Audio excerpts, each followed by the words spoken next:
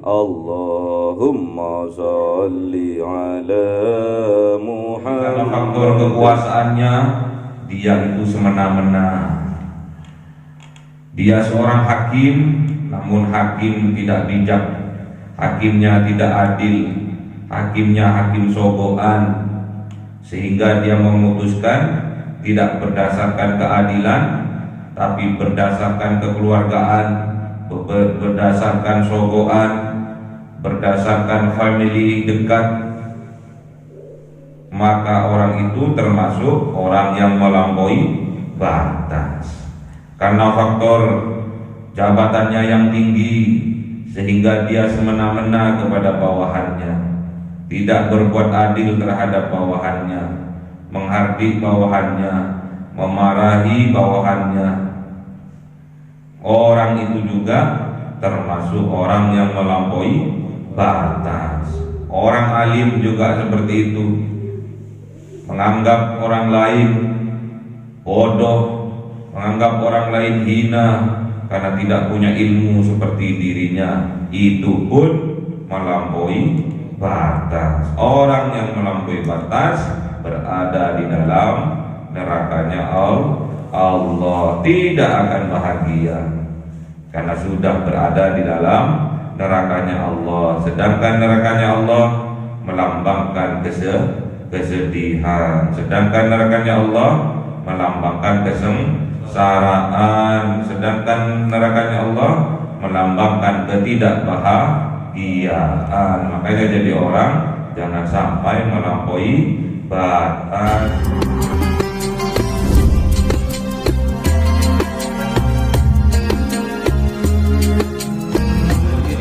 Alaihim ghairil maghdubi alaihim. Amin. Bismillahirrahmanirrahim. Alhamdulillahirabbil alamin. Wassalatu wassalamu ala sayyidina Muhammadin nabiyil ummi wa ala alihi wa sahbihi ajma'in. Rabbi zidna ilma wa wasi' rizqi wa barik ma razaqtana waj'alna mahbuban fi qulubi ibadika wa azizan bi uyunihim waj'alna wajha fid dunya wal akhirati wa minal muqarrabin katsiran nawali ya sanal bi'alim ya qayyum bil jalali wal mulki wal hamdulillah wa syarru ala kulli halin. Allahumma akrimna bi nuril fahmi wal hifdzi warzuqnil hikmah wa ilhamil malaikatil muqarrabin wa amalan maqbulan billahi wa nahri arhamar rahimin. Rabbana atina fid dunya hasanatan wa fil akhirati hasanatan wa qina adzabannar. Subhana rabbika rabbil izzati amma yasifun wa salamun alal mursalin walhamdulillahi rabbil alamin. Bi sirril Fatihah. A'udzu billahi minasy syaithanir rajim. Bismillahirrahmanirrahim. Alhamdulillahi rabbil alamin arrahmanir rahim maliki yaumiddin. Iyyaka na'budu wa iyyaka nasta'in. Ihdinas siratal mustaqim siratal ladzina an'amta 'alaihim ghairil maghdubi 'alaihim waladdallin. Amin. Allahumma shalli ala Muhammad ya Rabbi shalli alaihi wa sallim. Allahumma shalli ala Muhammad ya Rabbi shalli alaihi wa sallim. Sallallahu rabbuna ala nuril mubin Ahmad al-Mustafa sayyidil mursalin wa ala alihi wa sahbihi ajma'in walhamdulillahi rabbil alamin.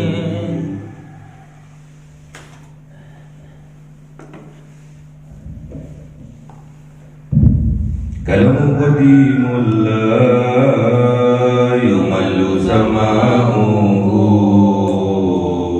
tanazzaha an qawli wa fi'li wa niyati bihi astaghfi min kulli da'i wa nuruhu dalilul qalbi inda jali wa hayrati fa ya rabbi mati'ni bi sirri hurufihi wa nawwir bihi sam'i wa qalbi wa walati wa habli bihi fathan wa ilma wa hikmatan wa hanis bihi ya بالقبل والساتي وسل وسلم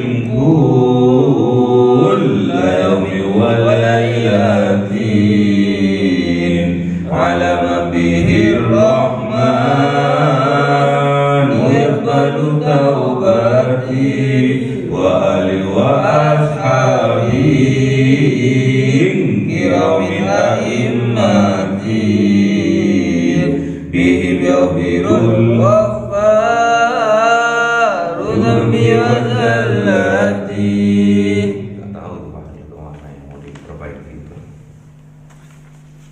A'udzu billahi minasyaitonir rajim. Bismillahirrahmanirrahim. Surah Al-Maidah ayat 31. A'udzu billahi minasyaitonir rajim. Bismillahirrahmanirrahim.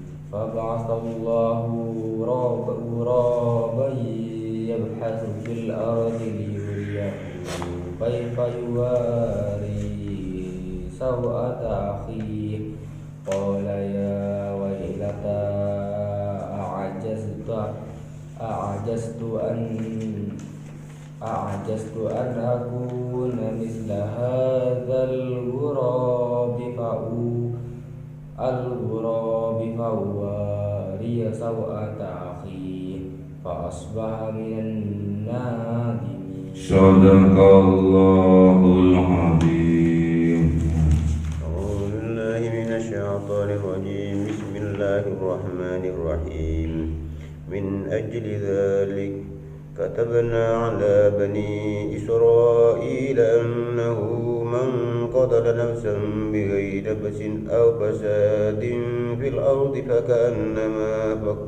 فكأنما قتل الناس جميعا ومن أحياها فكأنما أحيا الناس جميعا ولقد جاءتهم رسلنا بالبينات ثم إن كثيرا منهم بعد ذلك في الأرض لمسرفون. صدق Allahul azim. Bismillahirrahmanirrahim. Fab'atsallahu, maka mengutus siapa Allah ghuraban kepada burung gagak yabhathu fil ardi, untuk menggali fil ardi, ke dalam bumi, liyuriyahu, untuk diperlihatkan burung gagak itu kepada Qabil, kaifa yuwari, bagaimana caranya yuwari, menutupi atau mengubur, sau'ata, mayat ahihi, saudaranya, yaitu Habil. Jadi setelah Qabil menjalankan niatnya untuk membunuh saudaranya sendiri, makanya Qabil berada dalam penyesalan, berada dalam kerugian, karena satu, dia telah menutupi kefitrahan jiwanya,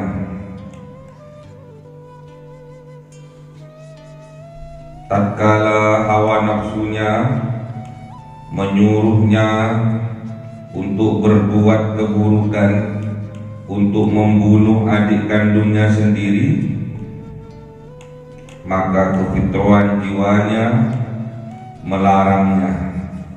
Namun Qabil tetap tidak memperdulikan petunjuk suara dari dalam jiwanya, dari dalam hatinya. Dia terus menjalankan niatnya untuk mencelakai, untuk membunuh saudara kandungnya sendiri. Yang banyak beredar bahwasanya pembunuhan itu didasari oleh keiri hatian atau kedengkian yang disebabkan awalnya Qabil dinikahkan dengan Laudah, sedangkan Habil dinikahkan dengan saudara kembarnya Qabil, yaitu Iklimah.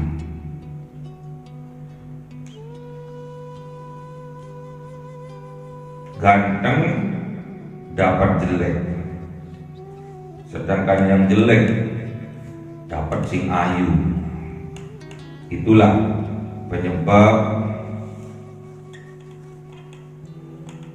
iri hati kemudian berkembang menjadi dengki, sehingga kedengkiannya itu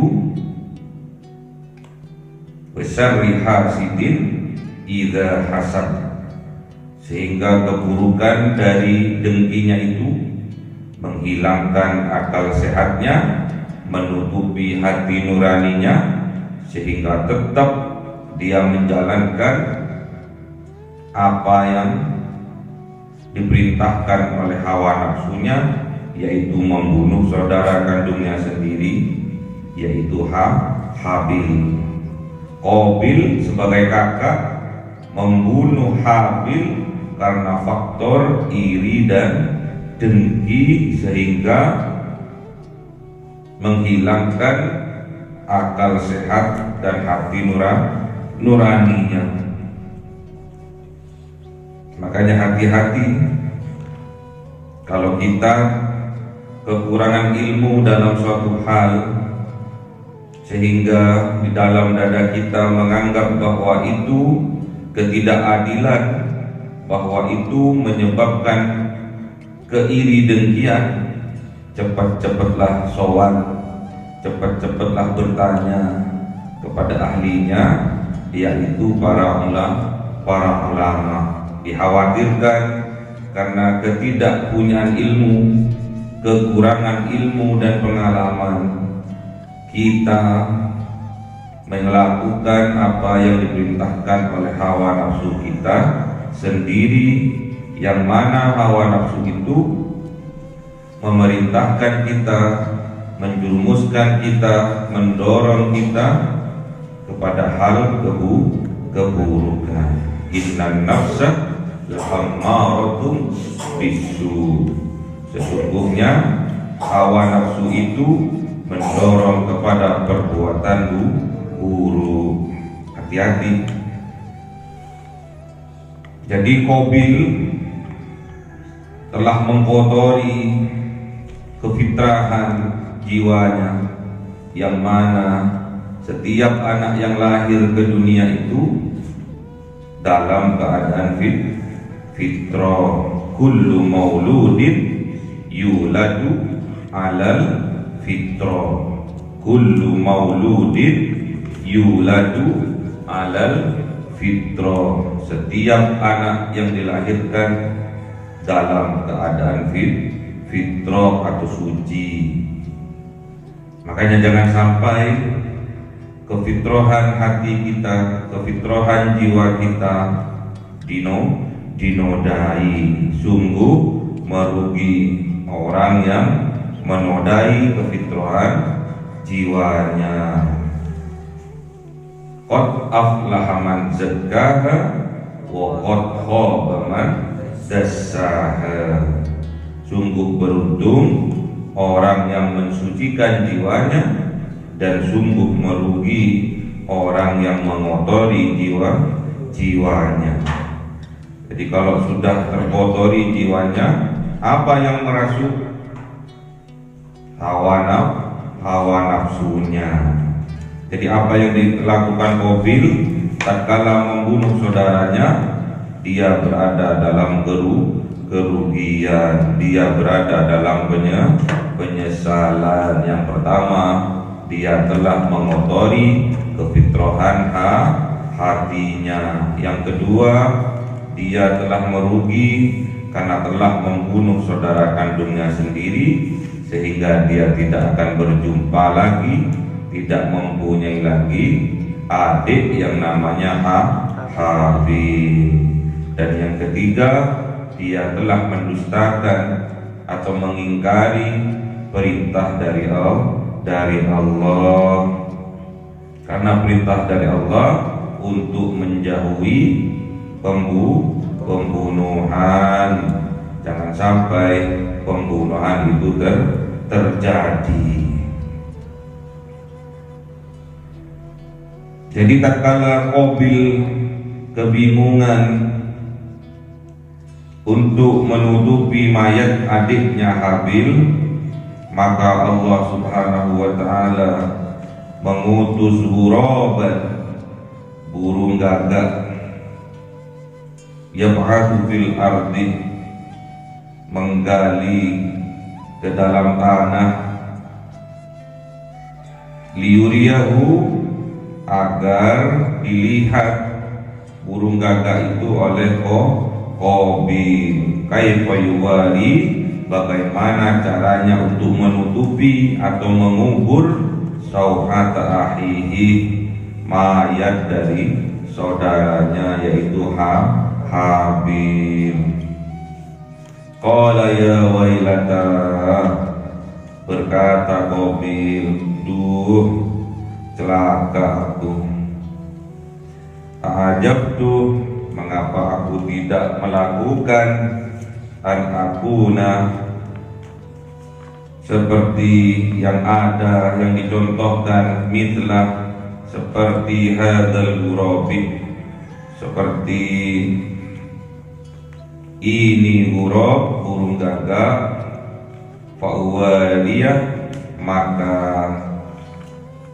ditutupilah, dikuburlah sau'atah, mayat ahi, dari saudaranya. Fa'asbaha, maka Qabil termasuk minan nadimin, dari kelompok orang yang berbuat penyesalan, kelompok orang yang menyesal.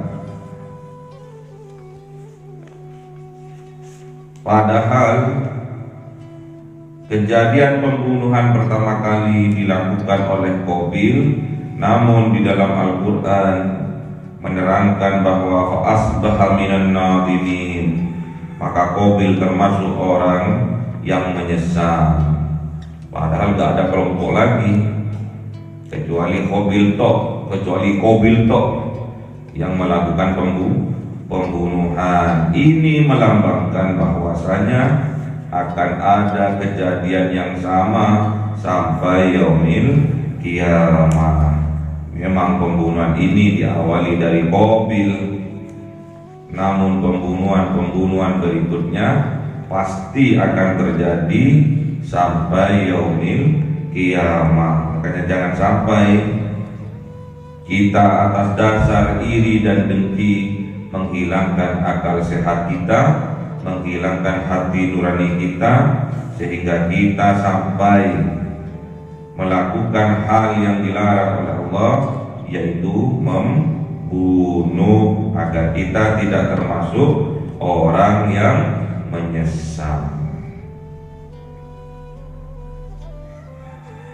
Jadi tatkala Qabil itu bingung bagaimana caranya menguburkan mayat saudaranya Habil, Allah mengutus burung gagak mematuk-matuk tanah dengan paruhnya, menyakar-nyakar tanah dengan kakinya, sehingga burung gagak yang membawa mayat sesama burung gagak kemudian dikubur, dicakar-cakar lagi tanah yang di sampingnya, sehingga tertutupilah mayat burung gagak lainnya. Banyak mufassir yang menceritakan bahwasanya salah satunya adalah ada burung gagak berantem. Gimana caranya burung gagak berantem? Terus mati satunya, terus dikubur. Ada juga yang mengatakan bahwasanya burung gagak itu memang sudah datang di hadapannya Qabil dengan membawa mayat burung gagak lainnya. Ada juga yang mengatakan bahwasanya burung gagak datang untuk menyembunyikan makanannya. Banyak mufassir yang beda pendapatnya. Jadi intinya dia bagaimana menguburkan si mayat agar tidak bau, agar tidak dilihat mata itu menjijikkan. Makanya sau'atah ini kan berasal dari kata su, jelek. Jadi kalau bangkai, kalau mayat dibiarkan tergeletak, maka akan jelek, maka akan membusuk, maka akan dilihat mata itu menjijikkan dan mengeluarkan aroma bau yang busuk. Apa yang bisa kita ambil pelajaran tatkala ada orang meninggal dunia di zaman now? Syariat dalam Islam kita wajib untuk memandikannya, kemudian mengafaninya, kemudian mensolatinya, dan kemudian terakhir mengantarkan untuk dikuburkannya. Itulah kewajiban kita sesama muslim bagi saudara kita yang sudah meninggal terlebih dahulu. Jadi memandikannya, mengafaninya, kemudian mensolatinya, dan segera mungkin untuk cepat mengantarkannya ke liang kubur, ke liang lahat. Min ajli dzalik, dari sebab itu ajal, dari ujung cerita itu kata benar, maka menetapkan siapa Allah ala Bani Israel, kepada Bani Israel, annahu, sesungguhnya Bani Israel, man qatala nafsan, siapa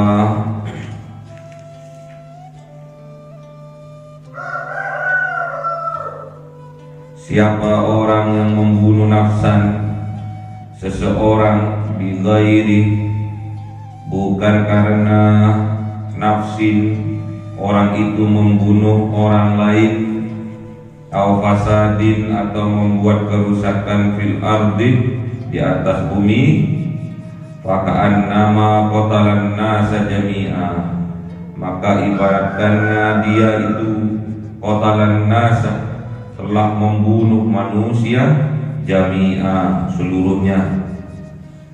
Jadi kalau ada orang membunuh orang karena bukan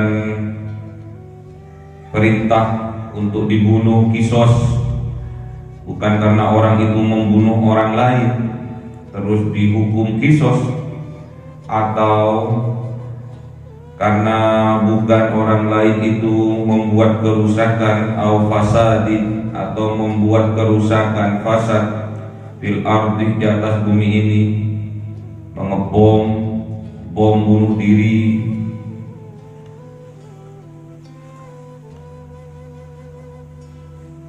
faka'annama qatalan nasa jami'a, maka sesungguhnya orang yang berbuat demikian itu sama halnya qatalan nasa jami'a, telah membunuh manusia seluruhnya.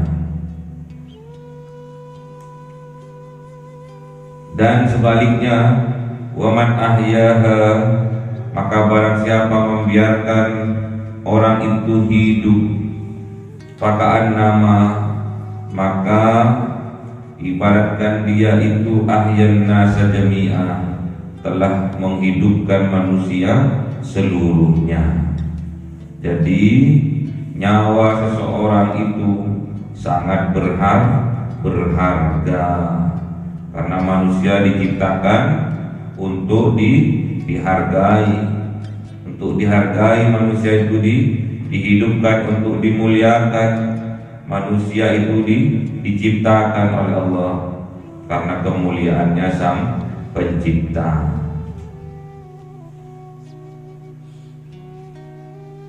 Jadi Allah menciptakan manusia itu dengan kemuliaan, dimuliakan anak cucu Adam ini oleh Allah.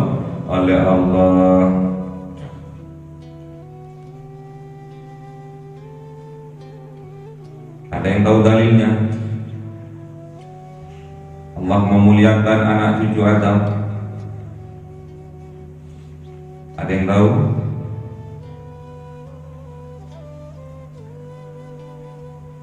Faqad karramna bani Adam. Maka sungguh-sungguh Allah itu memuliakan anak cucu Adam.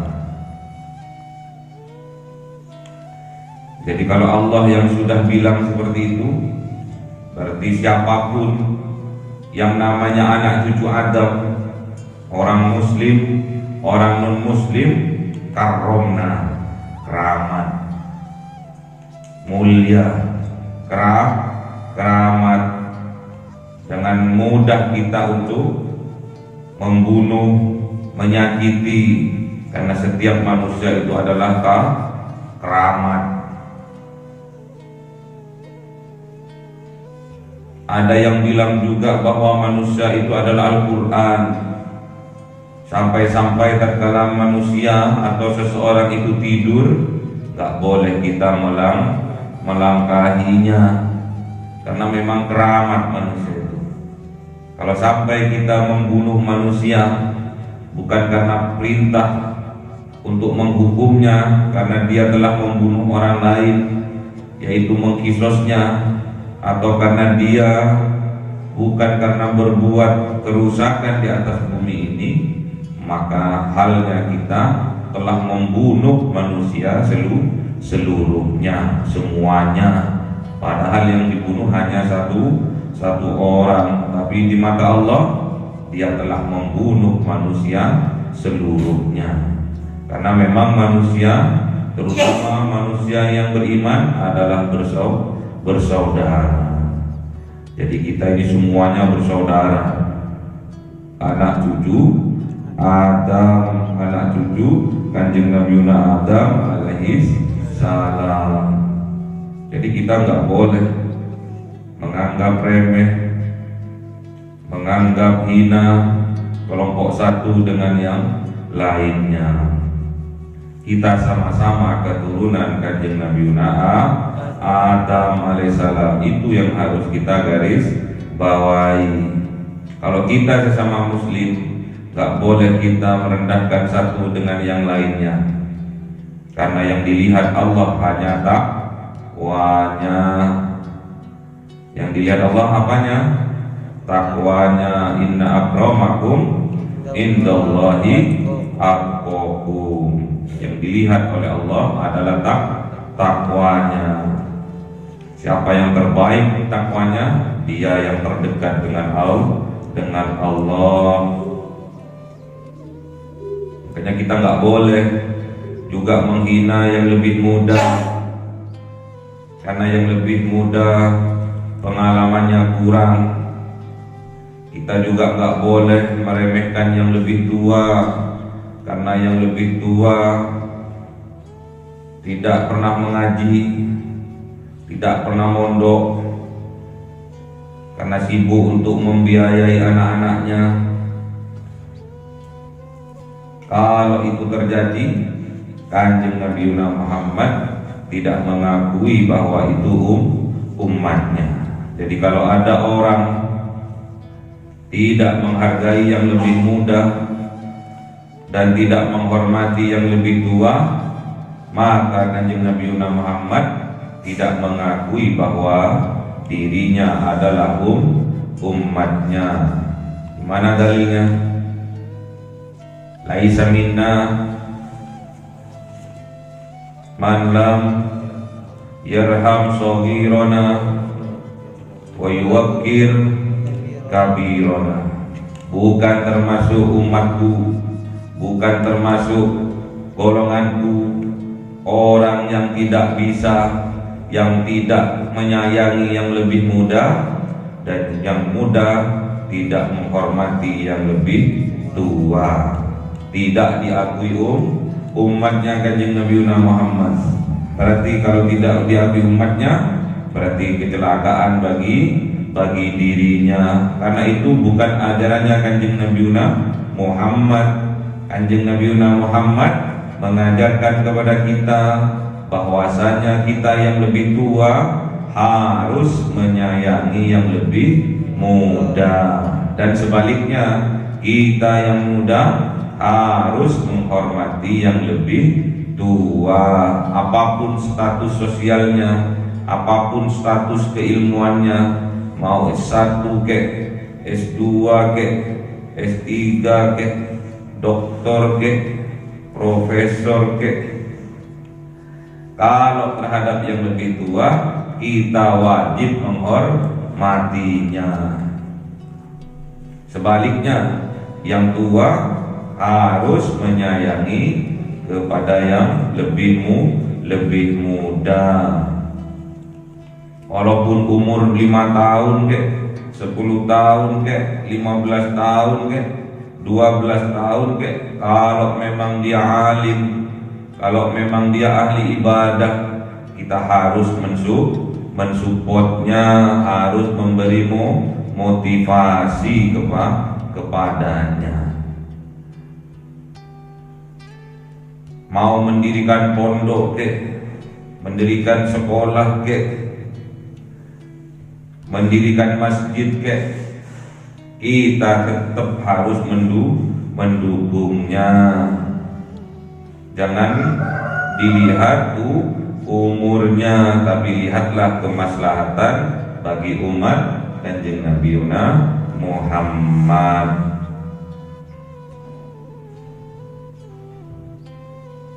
Walaqad ja'athum, dan sungguh-sungguh datang kepada mereka, kepada Bani Israel, rusuluna, para utusan kami, para rasul, para nabi, bil bayyinati, dengan membawa penjelasan-penjelasan. Apa yang dijelaskan adalah kitab-kitab yang diturunkan. Tsumma inna, maka kemudian inna katsiron, sungguh-sungguh banyak, minhum, dari mereka. Mereka siapa? Bani Israel. Ba'da dzalik, dari setelah yang demikian itu, fil ardi, di atas bumi ini, petentang-petenteng, la musrifun, maka mereka termasuk orang yang melampaui batas. Jadi karena faktor kekuasaannya, dia itu semena-mena.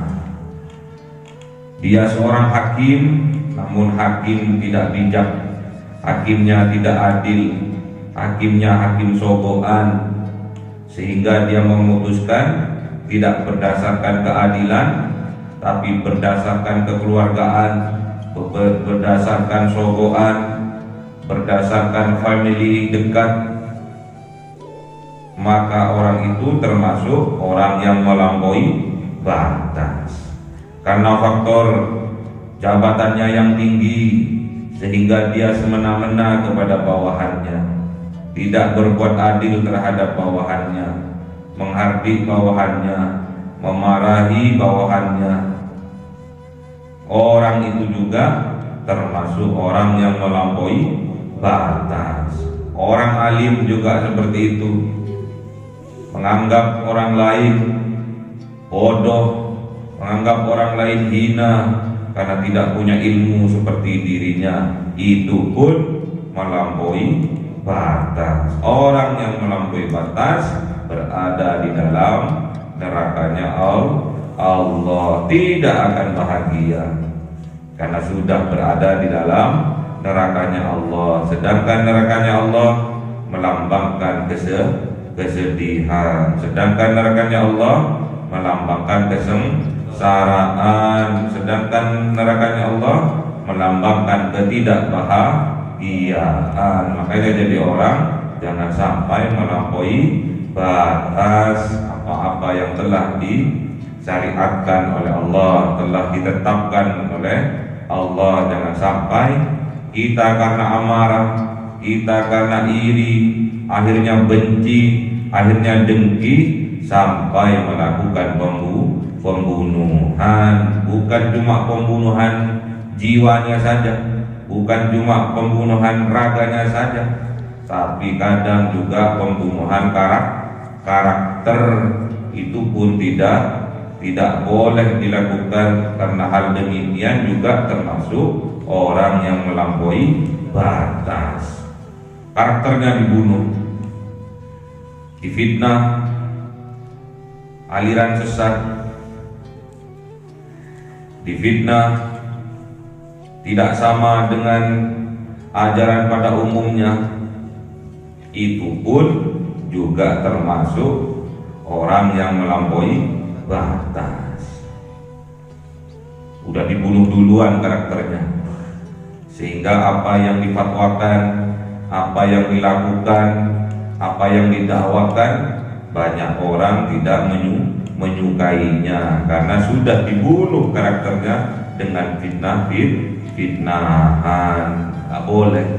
Orang yang semacam itu termasuk orang muslimun, orang yang melampaui batas. Orang yang melakukan hal yang demikian itu sebetulnya orang itu kekurangan perhatian, kekurangan kasih sayang di dalam keluarganya. Makanya dia suka-suka bergibah, suka-suka semena-mena, suka-suka memfitnah sana, memfitnah sini, melambangkan bahwa di dalam jiwanya sudah masuk ke dalam neraka, nggak akan bahagia. Orang yang melampaui batas tidak akan bahagia. Orang yang melampaui batas tempatnya di neraka, sedangkan neraka lambang dari ketidakbahagiaan, lambang dari kesengsaraan, lambang dari ketidaknyamanan, itulah neraka. Makanya jangan sampai kita ada niatan untuk mendolimi, untuk membunuh manusia atau orang lain, karena orang yang membunuh orang lain itu tempatnya di neraka. Padahal Allah Subhanahu wa taala tadi berfirman gimana tentang manusia, tentang keturunannya Adam, laqad karramna bani Adam. Sungguh-sungguh, maka sungguh-sungguh Allah telah memuliakan anak keturunan Nabi Adam. Siapapun itu, muslim kek, non muslim kek, Allah tetap memuliakan anak keturunannya Adam. Bukan seperti kata, bukan seperti kecoa, bukan. Manusia itu dimuliakan, dikeramatkan oleh Allah. Jangan sampai kita membunuh orang lain. Bunuh raganya gak boleh, apalagi membunuh jiwanya, membunuh karakternya, itu juga melampaui batas. Jangan sampai kita itu mempunyai niatan untuk membunuh, karena kalau ada dua orang muslim bertemu, kemudian dia sama-sama memegang saif, memegang pedang untuk niatan membunuh satu dengan yang lainnya, dua-duanya sama-sama masuk ke dalam neraka. Gimana dalilnya? Idzal taqal muslimani bisayfayhima fal qatilu wal maqtulu finnar. Jika ada orang bertemu untuk bertengkar dengan menggunakan pedang masing-masing, yang membunuh maupun yang terbunuh berada di dalam nerakanya Allah Subhanahu wa ta'ala. Makanya gak boleh kita membiarkan hawa nafsu kita liar di dalam jiwa kita. Jangan sampai kita dikendalikan oleh hawa nafsu kita. Kalau kita dikendalikan oleh hawa nafsu kita, berarti kita menjadi budak-budaknya hawa nafsu, berarti kita menjadi budak-budaknya setan, berarti kita menjadi budak-budaknya iblis yang menanamkan kebencian dan permusuhan. Karena setiap jiwa adalah pemimpin dan setiap pemimpin akan dimintai pertanggungjawabannya atas apa yang dipimpinnya. Kullukum ra'in wa kullukum mas'ulun an ra'iyati. Setiap jiwa adalah pemimpin dan setiap pemimpin akan dimintai pertanggungjawabannya atas apa yang dipimpinnya. Makanya kita harus menjadi seorang pemimpin yang bijaksana. Makanya kita harus menjadi seorang pemimpin yang adil. Makanya kita harus menjadi seorang pemimpin yang bisa mengayomi semuanya. Semoga Allah Subhanahu wa taala menakdirkan kita, memberi kekuatan kepada kita sehingga kita bisa menjadi seorang pemimpin yang adil dan bijaksana sehingga bisa mengayomi semuanya. Allahumma arhamna bil Qur'an waj'alhu lana imama wa nura wa huda wa rahmah. Allahumma dhakkirna minhu ma nasina wa 'allimna minhu ma jahilna warzuqna tilawatahu ana al-laili wa atrafan nahar waj'alhu lana hujjatan ya rabbal alamin. Cahaya 1000 bulan yang dimasukkan oleh malaikat ke dalam hati seorang hamba pilihan atas perintah Tuhannya, memancar dengan dahsyat penuh cinta, menembus relung-relung jiwa yang gelap penuh nista, berubah menjadi terang penuh kasih sayang. Itulah Lailatul Qadar.